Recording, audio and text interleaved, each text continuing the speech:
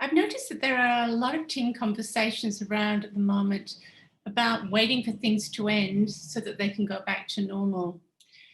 It might be counting the days to the end of lockdown or hanging out for any job changes that were made to revert back to what they were before.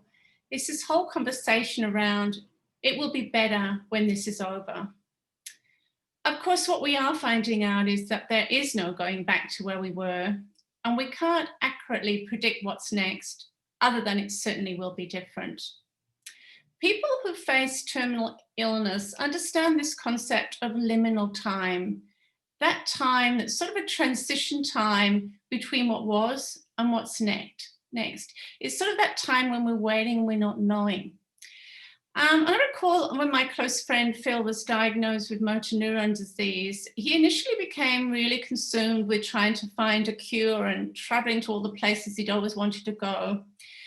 And then one day I recall him saying, denial's the longest river in Egypt.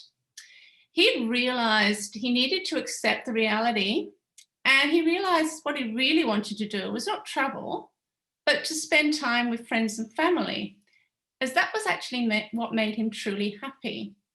He was embracing what we call liminal time. So how does this apply to teams?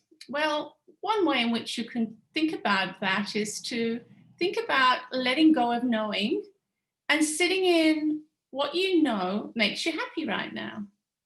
What do you enjoy about the team that you could focus more on and savor?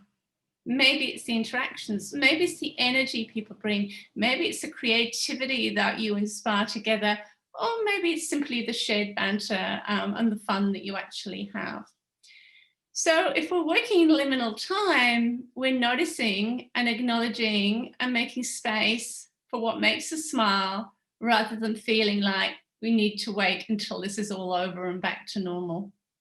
So embrace liminal time, sit in what makes you happy right now, rather than counting the days until things are over.